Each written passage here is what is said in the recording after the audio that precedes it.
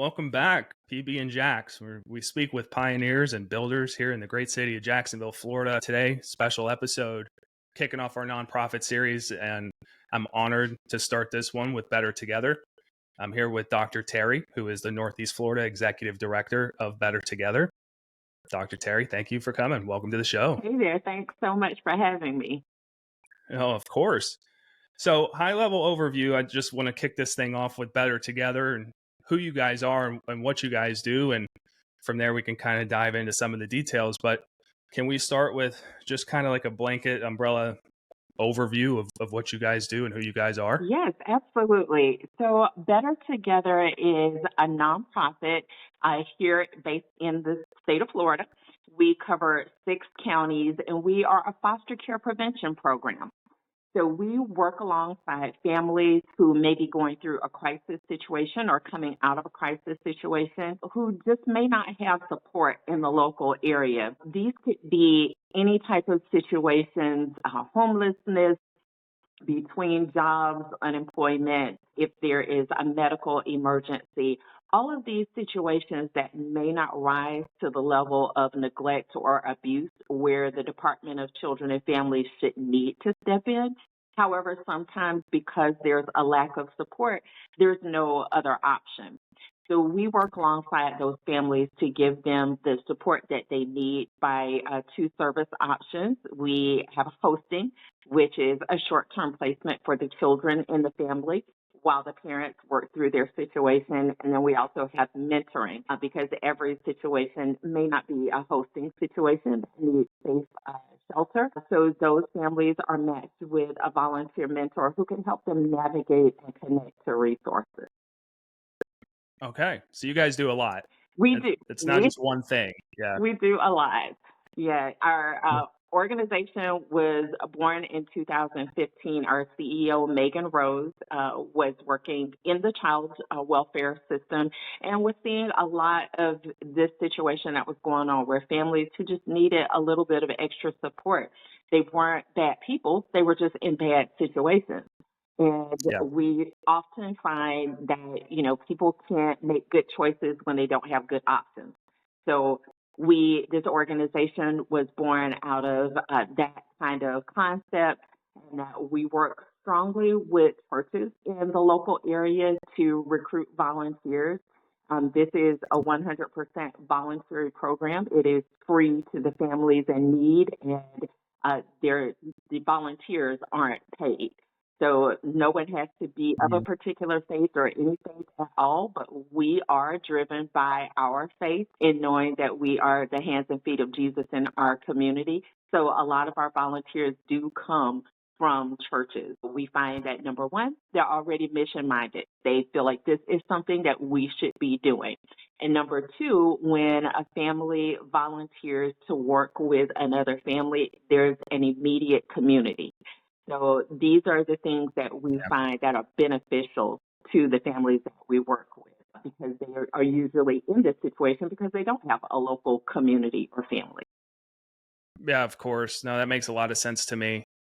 For you specifically, I think you said that this was founded in 2015. When did it come on your radar as a nonprofit program? When did you kind of become aware of Better Together, and how did you know that you wanted to be involved?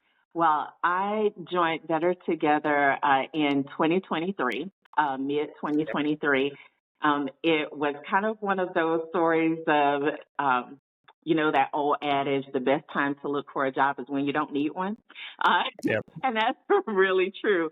The world was kind of coming back outside, as we say, and I had been working remote and mobile.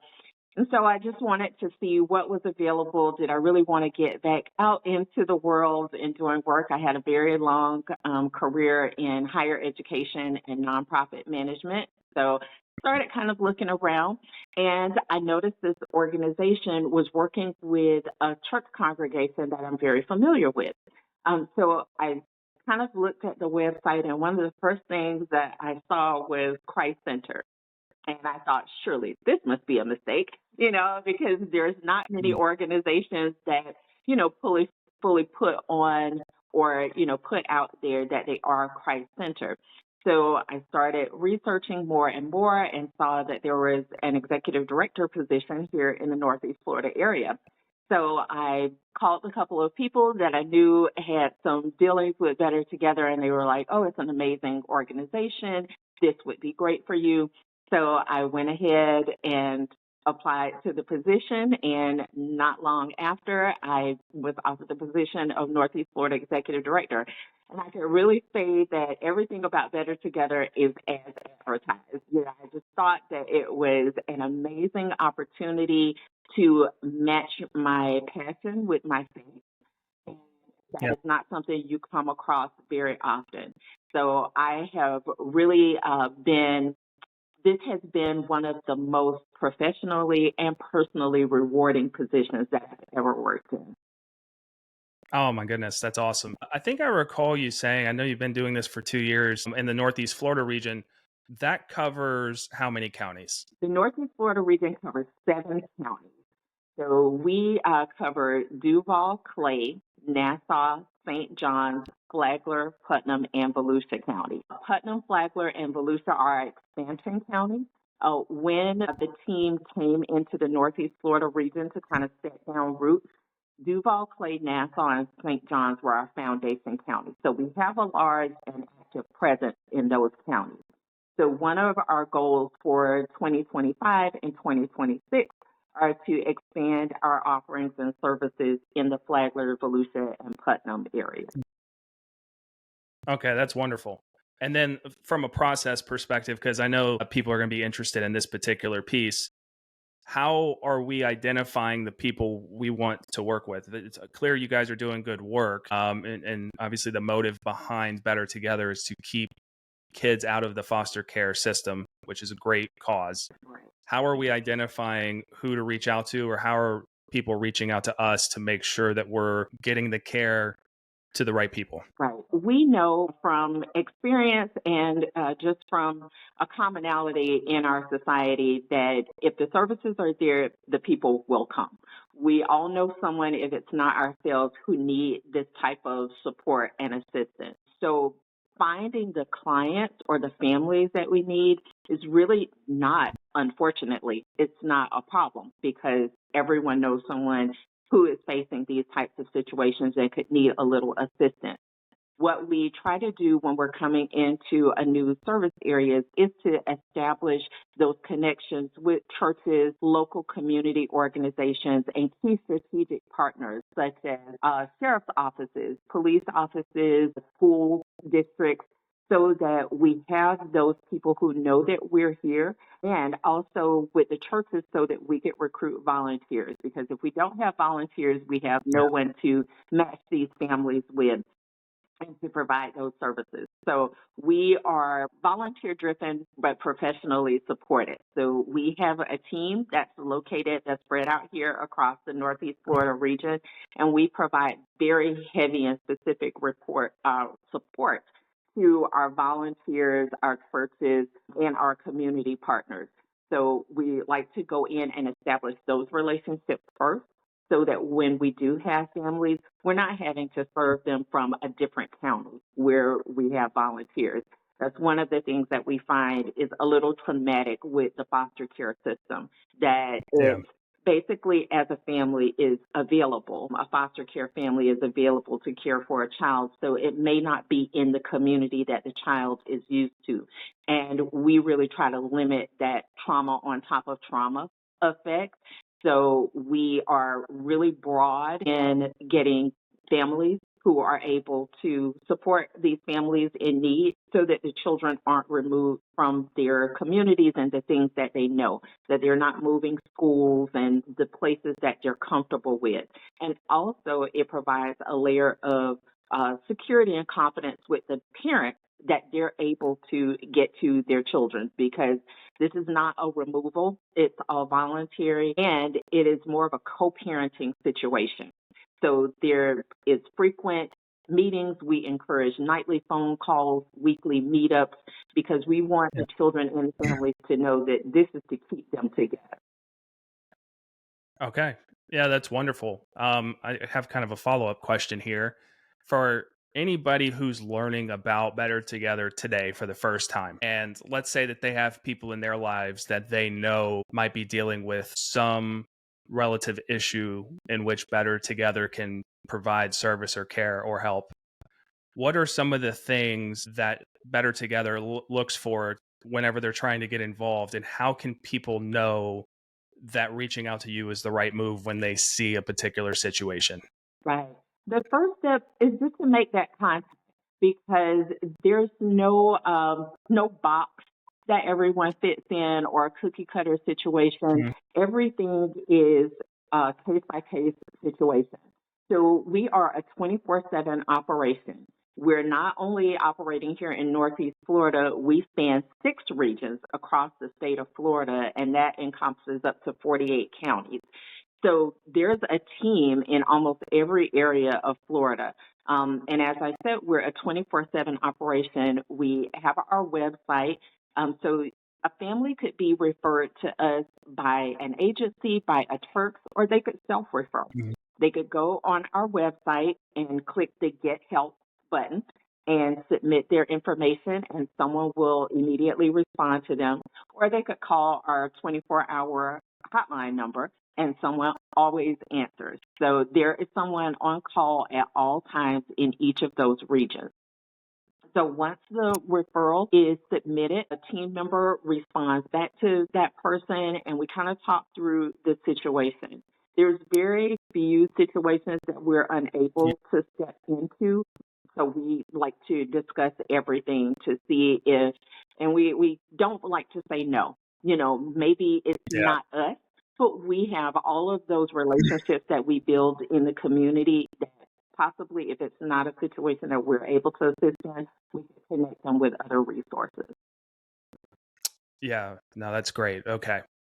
Thank you for that. Next question, and kind of in line with all of this, is if we are, somebody is referred, self referred, church referred, agency referred, and they find themselves in the Better Together community, what all does that entail? I am familiar with, finding loving homes. I'm familiar with the different services from mentorship to job coaching. I know that there's an array of things you guys do, Yeah.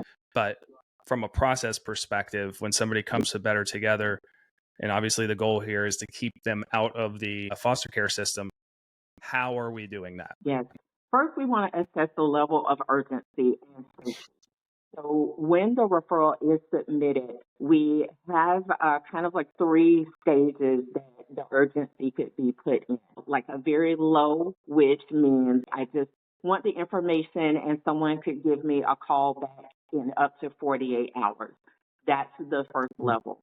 The second level is more medium. It might have a little bit more information in it, but it's not an immediate emergency. So 24 to 48 hours, it's okay for someone to call me back. Then we have high immediate. High immediate means that there is an imminent danger of the children being removed or someone's safety, or they don't have safety at that moment. In those situations, if it's put in as a high immediate, a team member calls within an hour, and that is 24 hours Oh, a wow. day. And so when we respond to those calls, one of the first things we want to know is, Randall, are you safe? Are you in a safe place? Is there any imminent danger? When we consider high immediate, there means that there's a very real chance that right now these children could be removed from the home. Hmm. Oftentimes these happen, an example of that may be a medical emergency. If Randall, God forbid, slipped and fell and hurt his leg and went to the hospital, and they're like, we need to admit you right now to do surgery to reset this leg. You need to call someone to pick up your child. If you're unavailable, you're considered a parent unavailable at that point.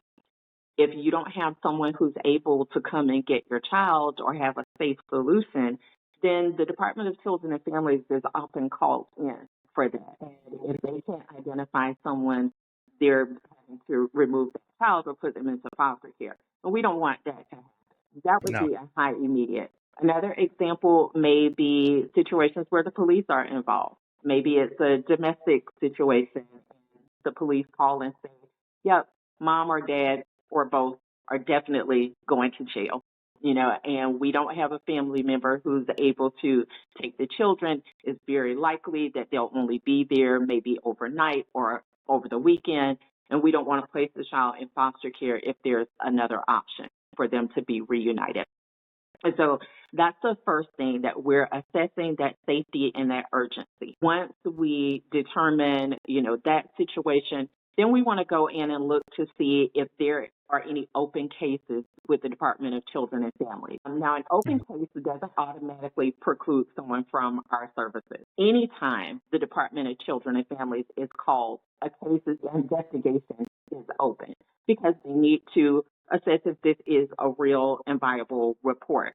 So during those times, we are able to work with the child protective investigators and supervisors at DCF to determine what level of intervention on the part of DCF is involved. Sometimes a lot of our cases are actually coming from the Department of Children and Families.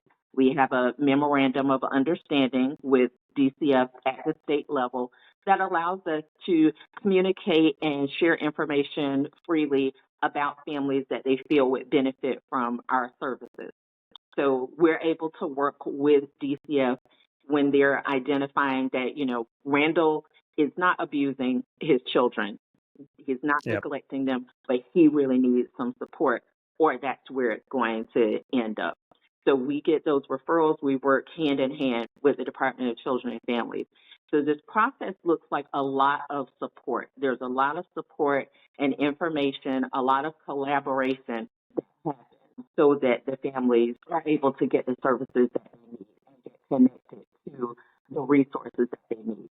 So once we determine what the family actually needs, is it a situation where they don't have safe housing for the children, then we can explore hosting with a volunteer host family. If they are safe but just need to be connected to resources or need a little accountability partner or guidance on this path, then we could connect them with a mentor who could help them with that. And again, job coaching is very huge.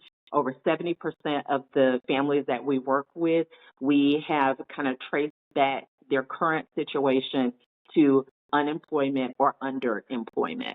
And so we do provide connections to job coaches, and we host job fairs that will help them connect to meaningful employment. That's a lot. It's a lot. It's a lot. But we're up for the challenge. And since 2015 to date, we've helped over 10,000 children to stay out of the foster care system through hosting, mentoring, and parent support activities. Here in Northeast Florida, the numbers are staggering. We assisted over 300 children last year through hosting and mentoring, and even more than that, over 500 additional with parent support. So parent support may be hosting a Christmas event to help those families who are struggling during the holidays, being able to connect them to resources, referring them to other community partners, all different types of things. Sometimes there are tangible resources that are donated from organizations, and we could assist with those as well. That's wonderful. Thank you so much. And I want to talk about the home services here in just a second, but before we lose track of this one particular thought, when I think about DCF, and I think I'm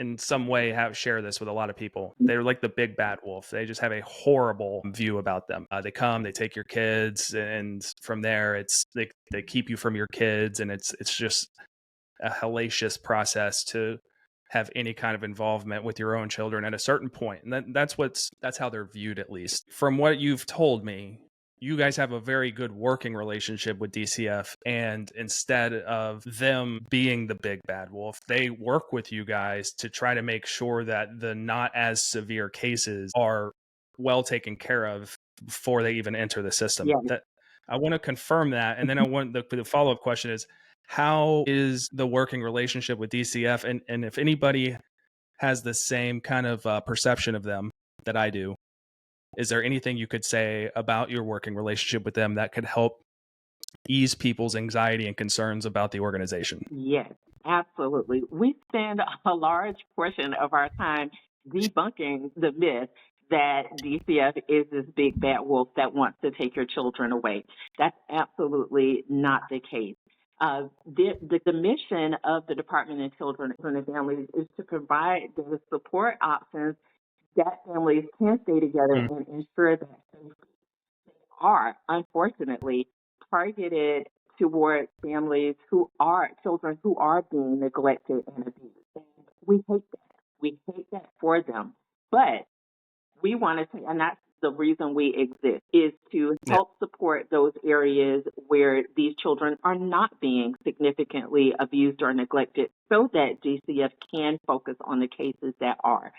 Because unfortunately, the real big bad wolves out there, the bad folks who are abusing children, they do exist.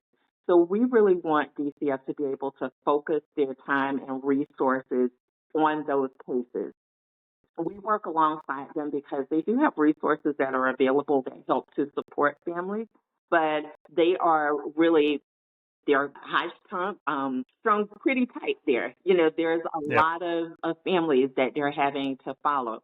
But our relationship with them has been one that has been awesome.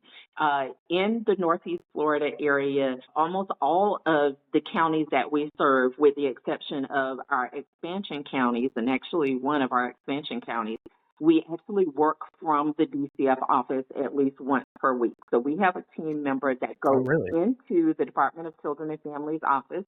We have a presence in the Duval office, the Clay County office, the Nassau County office, the St. Johns County office, and now the Flagler County office. So we have a team member who is able to go into these offices to see the CPIs, Child Protective Investigators, Mm, and actually staff cases with them. These may be cases that aren't warranted for them to open up a full case on, that they've done their investigation and see that the family just needs extra support. So they'll refer those cases to our team members. Also, when families are completing their services or requirements with the Department of Children and Families, and they get referred to us for follow-up services. So say this is a family where the children unfortunately were removed, but the families mm. have completed all of their requirements and they've been reunified. 6 months after reunification, we can step in and provide services to those families. That is based on our memorandum of understanding with the Department of Children and Families, because they do want to track those cases and make sure there's no recidivism. And also, we are able to track the families that were referred through the Department of Children and Families to make sure that they have no further interaction or intervention from the Department of Children and Families. We consider that a part of our success rate. So success to us looks like every family that we work with where there has to be a hosting done, that those families are reunified, they're safely reunified. And the second part is that they don't have further intervention or interaction with the Department of Children and Families in a negative way. So in Northeast Florida, I'm happy to say we're still at 100%, Mm. that Really? we haven't had any children from this area to go into foster care after they have been reunited. 100%. 100%. All Over right. the state, we're well over 90. We set a goal for 96%, and we're over that percentage. Oh, wow. Okay. Well, congrats to the entire organization. Yes. That is really That's an something that insane number. we strive hard for, and we pat ourselves on the back because uh, when families come to us, they're coming to us because they may not necessarily have the support or local support that a lot of us have. You know, I come from a very huge family, so there's unlimited second bedroom sofas, floors that I could sleep in if everything went left. Some people don't have that. They either don't have it because the family isn't local, they may be in another city or state, or they're escaping their family for some reason. Maybe there was a bad domestic situation, or it could just be that there are some people who are without family. We work with a lot of people who themselves were the product of foster care, or being removed from their family, so they don't have a lot of close family ties. So we want to connect them to a loving community. Of course. Okay. I think that's wonderful. And thank you for sharing Yeah. that. Um, I know we've veered off path, so I come back to the home Okay. services piece because this is going to be a very, I think this is probably what most people are going to be interested in. Okay. Um, let's walk through the process of home services. You and I have discussed how many we have here in Jacksonville, and I'm very interested to get to that number and talk about that. But let's say we decide we're at a point where we need to find a home Mhm. for the children Okay. or the child. It's just one. What is the process? One, two. What's the timeline in which they can be rehomed? And then three. Let's talk after the timeline kind of expires. What's the next step? Okay. So I'll kind of leave that open ended for you. All right. Well, we have volunteer host families. These are volunteers who have agreed to open their homes on a short-term basis for the children in the family while the parents navigate their situation with our support. So they have gone through training, a background check, a level 2 background check, and a home study. During that home study, we actually visit the home to assess for safety, sleeping arrangements, and to have a conversation with the family about their desires, what motivates them to help in this capacity, how the family feels about children coming into the home, and what their particular capacity is for hosting children. Some people are only able to host one, some can take sibling sets, some can take multiple children. And so we talk through those things so that there's a good matching process on the back end when we're working with the family in need. So once that situation is done and we have an approved host family, which we have over 50 approved host families in the Northeast Florida region, and we're so very happy for those because that's the way that we're able to host these children temporarily so that their families can get back on a stable footing. But once that happens and we have a family and we determine that it's a good match, we have what's called a family conference. So this conference is for the adults in the family of need, the adults in the host family, and the Better Together staff. And if there's a mentor that's going to be assigned to the parents, we all get together to have a conversation. And this is so that everyone is clear on where we are and what's supposed to happen during this time. This time is definitely a gift to these parents so that they have the space and grace that they need in order to work through their individual situation. So during this family conference, it's made very clear we determine how long the hosting is to be. And again, our hostings could be anywhere from a few hours so that families could have necessary appointments, medical treatment, any of those types of things, job interviews, to up to 90 days. And everything, again, is on a case-by-case basis based on the needs of the family and the availability of the host family. So generally, these go up to 90 days. So if we determine that this is going to be a 30 or 45-day hosting, that time is kind of mapped out. This is what is going to be the goal for this time for the family and also for the host family. They have the opportunity to ask any questions to get clarification. We talk about sleeping arrangements or different things that your children may like. I am a host family. So the last children that I hosted, I was able to have a great conversation with mom about what kind of foods they like. You know, is anyone afraid of the dark? You know, those kinds of things. You know, you just kind of get to have these conversations with the family to determine what's going to be the most suitable situation for the children while they're being hosted. We also talk about communication and contact.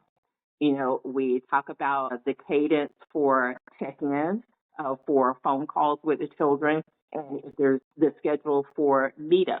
So some parents meet up at first, and that is a time for them to spend time weekly with the children. Some arrange play dates. So we talk about all of those things during the family conference. And then there is the actual, when the children go to stay with the host family, they're always accompanied by one of our team members. And there's a home visit that's done 24 to 48 hours after the children are there by one of our team members, just to make sure everyone's acclimated well, and if there's any needs that the family, has during that time that they're hosting. This is another way that volunteers could get involved, because we know that everyone doesn't have the capacity to host a child or children in their home, but we want to think about those families who are hosting children in their homes.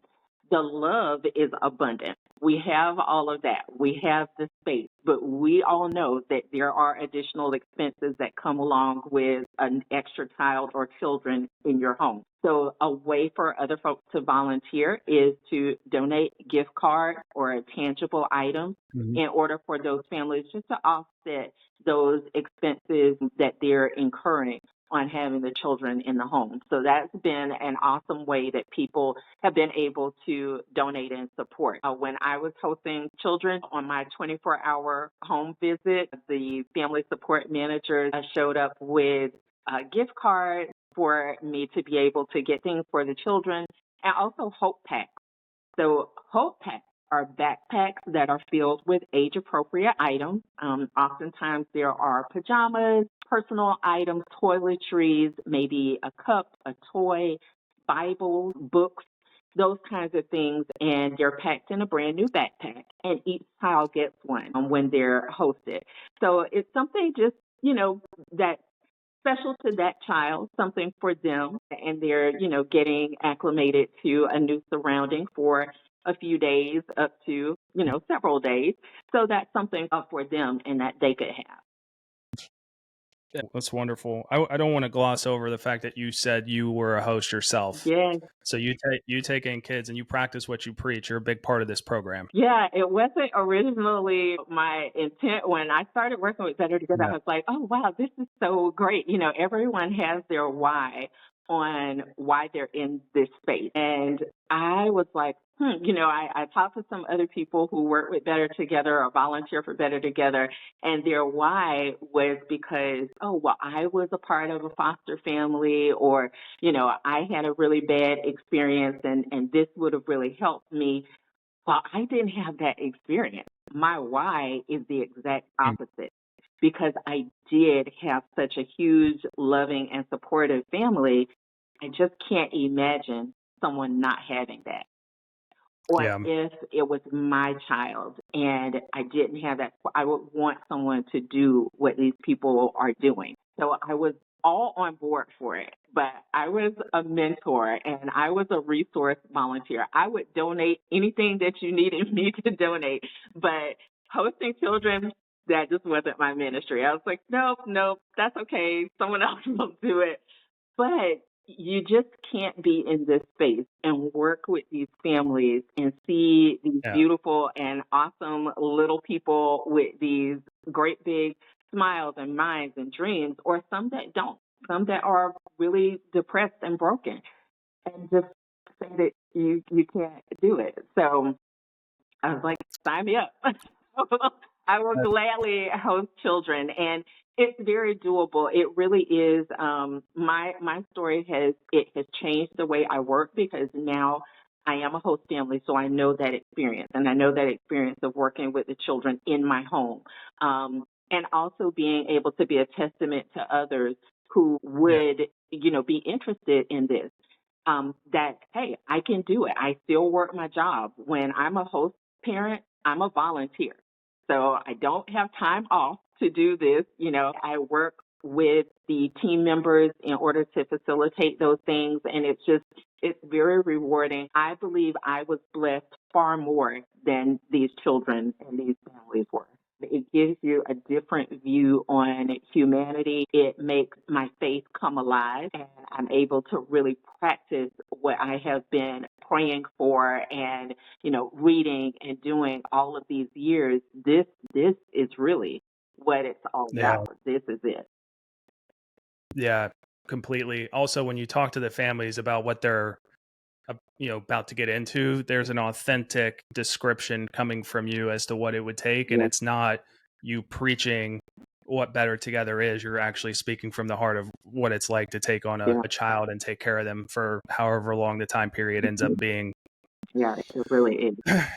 It's an awesome on the experience, and that community thing is really real. All of the children that I have hosted, and at this point I have hosted 9 children. So of those 9 children, I stay in contact with them. So just yesterday, Oh, as a that's matter awesome. of fact, the very first children that I hosted, the mom texted me to let me know that their apartment was approved and they're going to be moving in. So we're all excited about that. I got first day of school pictures and, all these different types of things. So it's so cool to be able to, now have those relationships with these families, and you did it because someone needed help. But now I consider them extensions of my family. How cool is that? That is so cool. How cool is that? On the homing front, it's going to be an interesting question. I'm sure that's going to be on a lot of people's minds. Say a family commits to 45 days. They say, hey, I can take on a child for 45 days. And then there's a period of time that goes by. Let's say it's 3 weeks, and something came up on the person's end that's doing the homing, and they can't take care of any children moving forward. So they committed to 45, but they were only able to give you 21. What's the process at Yeah. that point? We try to do a lot of vetting, matching, and planning on the front end. But as you said, we do know that situations may arise. Thankfully, that hadn't happened to us here in Northeast Florida, but we do have experience in other regions where that has happened. An illness occurred or a family emergency where the host family was not able to continue.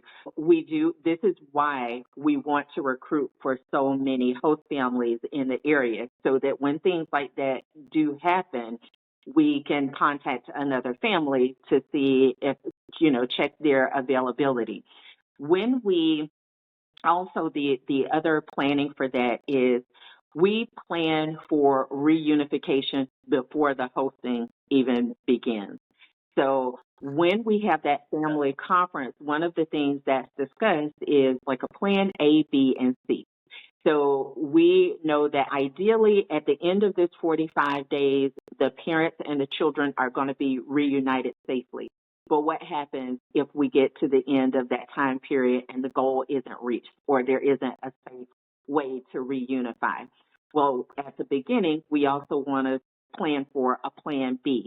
Is there a relative who is close by? I know they can't support you in the long term, but are they able to meet the needs so at least the children can reunify with them safely until your extended period is completed, until you have a safe way. So we go through those A, B, and C plans. We hope we never get to C. We really hope we don't get to B. That A is always the objective. But we talk with those extended family members or friends who say, okay, well, if at the end of 45 days and Randall just needs like a little extra time and the host family isn't able to extend, the children can come and stay with me to be able to, do that. So that, is something that we often look at if there's other family, friends, or what the other options are. This has also been one of those ways that the Department of Children and Families has helped to support us. The very first year that I worked for Better Together, that winter, people think that it doesn't get cold here in Northeast Florida, but now we see that that is not true. I'm wearing a hoodie indoors. It's cold. Exactly, It's snow cold. and ice and all these things. We have some Yeah. pretty cold winters, and there are some people who've been living in their cars the entire year, but it just gets too cold, during Yeah. that winter time, and that's when they start reaching out for help. Well, we all know resources get really scarce around that time. People go away for the holidays, businesses are closed, organizations have used up their funding for the year. So there's not that, really abundance of support and assistance for families during that time. but the Department of Children and Families has stepped in, sometimes providing respite with hotel stays or things like that, just to help support those families and help support us as we try to support those families during those times. So we really do try to look at all angles in using our resources. Better Together doesn't provide financial resources, but we do connect to other community resources who may provide those. But the volunteers and whatnot who donate, you guys can pull from those resources, correct? Right. There are churches and other organizations who have assisted with families who are going through financial hardships, and they're able to help support them during those times as well. Okay, wonderful. If anybody's feeling on their heart that they're like, man, this is really speaking to me and I want to become a host family, I'm aware that we have to do the tier 2 background check, and obviously we have the family meetings and whatnot, but where can they go right now to begin the process? First step is just learning more, just expressing that desire, and that could be done through a couple of different ways. Our website is 24 hours, so you can always go to our website, which is bettertogetherus.org, and click on Learn More. There's a very short information form there, and a team member will reach out to invite you to a volunteer training and to answer any questions that you have. Then, as I mentioned, that volunteer training. We hold virtual volunteer trainings twice a month. So you don't even have to leave home. You can log on to the volunteer training and hear more about Better Together, about our mission, and about all the different ways and modes that people can volunteer. So you'll hear more about what is expected from each of the roles, what you could expect, and what we expect from the volunteers. And then you could make a more informed and prayerful decision on which role or all the roles that you would like to participate in. If it's a support volunteer, a resource volunteer, which acts as general support, maybe supporting functions, donating gift cards or tangible items, food trains. So our resource volunteers do just that. They provide resources to our families and our organization. The job coaches, which act as a support for job seekers as they're trying to connect to meaningful employment. A lot of time that looks like resume revision and review, or assisting someone with presentation skills, interviewing skills, or being connected to job resources that they know of in the area. That is a low-level ask. It's a commitment of 2 weeks to 90 days, depending on the job seeker's area or how much assistance they need in order to get connected to a job. And that is, we ask the commitment to be meeting at least 1 hour a week, and that could be in person, virtually, or by phone. Also, the mentors, very similar, connecting with the parents in the family to help navigate them and connect them to resources, prayer partners, accountability partners. We have even had parents who say, my parents were not warm and fuzzy parents. That's not the parent I want to be. Can you connect me with someone who could help me to kind of develop? So we've had mentors who assisted with parenting skills, connecting them to the parent academy in their school district, helping them to find resources for free activities for them and their children. So those are the types of things that, but we spend a lot of time with matching. And so we look at, Randall, what are your areas of expertise? Where are you strong? What are your desires? We have had an influx over the last year of single dads who have been referred to us. So the need for men is extraordinary. I could share information with a man, but there's just something about, man to man and mom to mom. So we like to run the gamut, with our volunteers so that we do have those appropriate matches, those best matches for our parents. And then, of course, the host family, opening your home. Yeah, of course. And so I want to confirm for anybody listening, I understand that Better Together is a faith-based organization, but if you find it on your heart and then you are not a faith-based individual, you are still highly Yes, encouraged to you be a part definitely of this. are. You do not have to be connected to any particular faith or a faith at all. We just have found that those have been, because we're a nonprofit, we have smaller teams that are dealing with huge regions. We work a lot with established organizations that kind of already have a network. And since a church is usually very multifaceted and has a lot of different backgrounds in it, we find that that's just been a great source of volunteers. But we work with volunteers. There could be groups from your employer. If your team on your job wants to get together and volunteer at an event or do a Hope Pack drive or a gift card drive, those are really encouraged. We love those. And when we have events like the Christmas event, teams can come and volunteer together. So there's any number of things. Sometimes we have deliveries that might need to be made. As I mentioned, the family that I was hosting for is going to be moving into their apartment. They're probably going to need help with getting furniture delivered. So hey, I may not be able to host for 90 days, but I can go move a bed for an hour, and help get the furniture into their new home. So all different ways that volunteers could help support.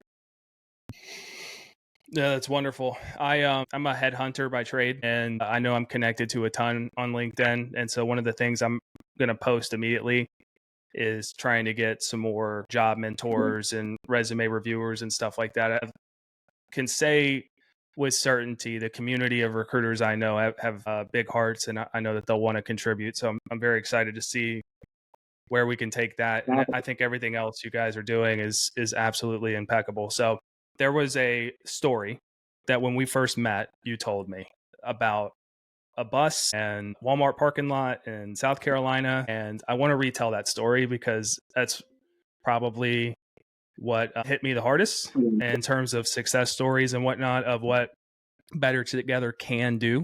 I understand that this is an extreme scenario, but it's a very real scenario. So do you mind sharing that story? Absolutely. It is a heart-wrenching scenario, but it's something that really did happen about a year ago. It was actually an on-call situation. This happened on a Sunday. So our team member who was on call received a call from the Department of Children and Families in St. Johns County. What happened was we had a 16-year-old child who had been living in a donated bus with her mother. So essentially they were homeless, but they had this bus, this kind of extended van that they were living in, and at night they would park in the Walmart parking lot. Well, the 16-year-old was a little developmentally delayed, but able to go attend school and everything. But this particular night, she went into the Walmart and told an associate that her mom would not wake up. So the associate, called the police. They went out. Unfortunately, mom had passed away. And so the police took the child to the police station for safety, and they contacted the Department of Children and Families because, of course, the child can't stay at the police station, and they had no other information. DCF was able to do a family finder to locate an adult sister who was living out of state. And this was not like Georgia out of state. She was way out of state. So imagine the devastation of hearing, number one, that your mom has passed away, but number two, your 16-year-old developmentally delayed sister is sitting in a police station, not understanding and having the full grasp of what's going on, and you are multiple states away.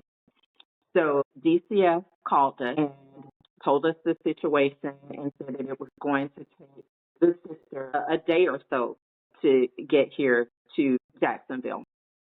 Not only was it going to take her that time, she had to fly into Orlando, which means she had to fly into Orlando, then drive up to Jacksonville. So we were able to quickly identify a host family that was there in St. Johns County. Our team member went and picked up the child from the police department, went and got her pizza, got her something to eat, and that night she was able to stay in a warm bed with a family who was able to wrap their love around her until her sister was able to get here, not that Monday, but that Tuesday, to be able to pick her up. And the sister was so very thankful that Better Together was able to step in, because had it been just a few more hours, the child would have gone into foster care, and then she would have been navigating that court system in order to be reunited with her sister. We were even able to, after they were settled back in the home state where the sister was, the caseworkers there were able to call us just to provide a little support to them, to let them know what was happening here and how we were able to, step in to assist and get them connected back to the DCF office here in Florida. So it was a very horrible situation, but it turned out so positive because this child was wrapped with love and prayer that night and able to, spend time kind of grasping what had gone on before being reunited with her sister. And this is how that collaboration works.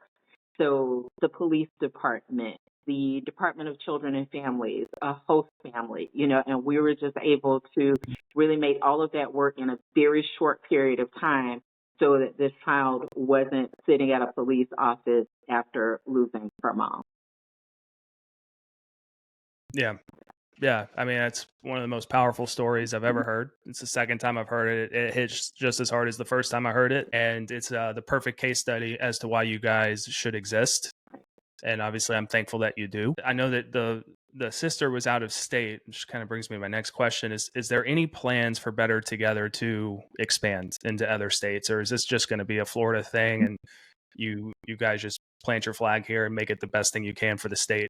Well, we have our two programs are Better Families and Better Jobs. So our Better Families program is really anchored here in the state of Florida. We want to make the biggest impact that we can on the foster care program here. Now, that's not to say that the model may not take off in other places, but we really want to perfect what we've started here and really expand and have a presence in every county in the state of Florida. So that's one of our view from 30,000 feet, big, audacious goals, to be in every county in the state of Florida.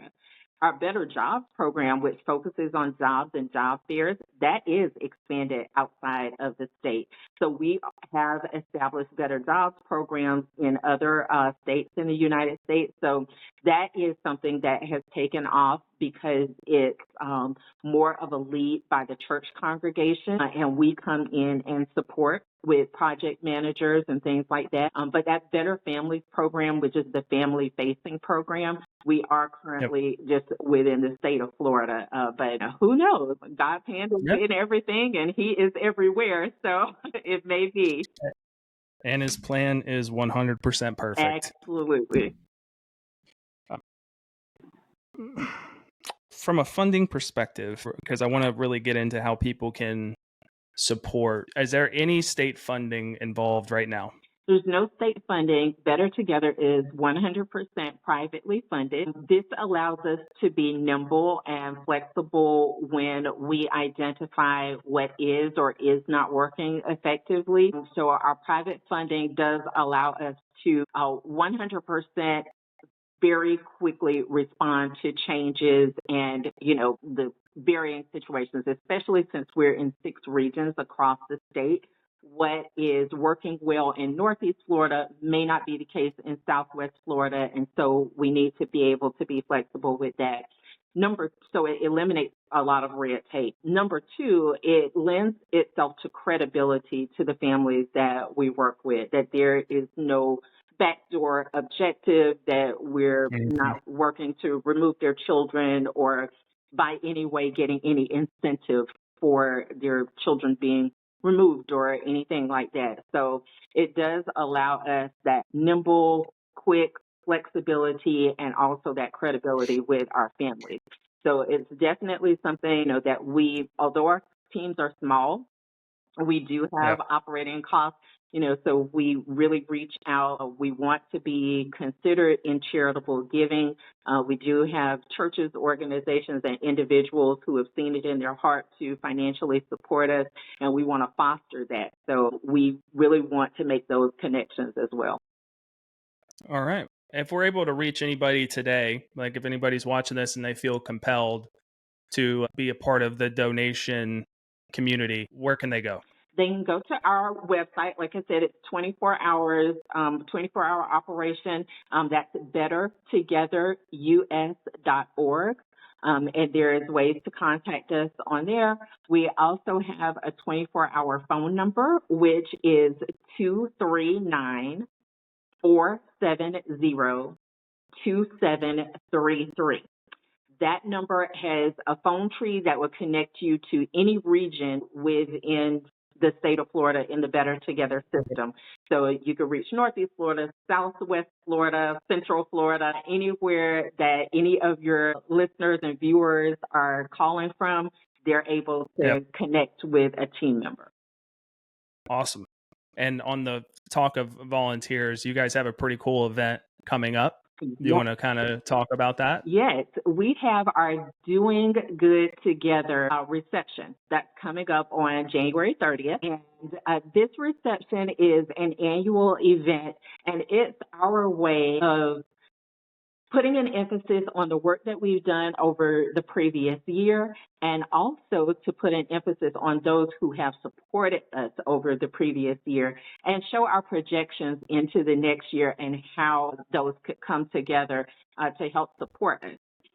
So at the Doing Good reception, it's not meant to be a fundraiser. It's more of an opportunity for everyone to come together. However, if you feel so moved, we will not turn it down. But it is an opportunity for us to showcase the strides that we've made over the last year. And we also take this opportunity to recognize some key individuals and partners who have just gone over and above to help us in our mission over the past year. So we recognize a church partner of the year, a DCF partner of the year, a host and mentor of the year, and a community partner of the year.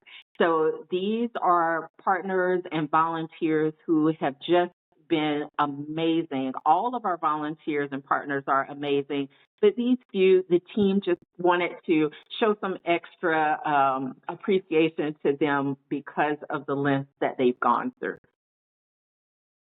Yeah, I think that's an incredible way to honor the people that are doing the good work for you guys. Yes.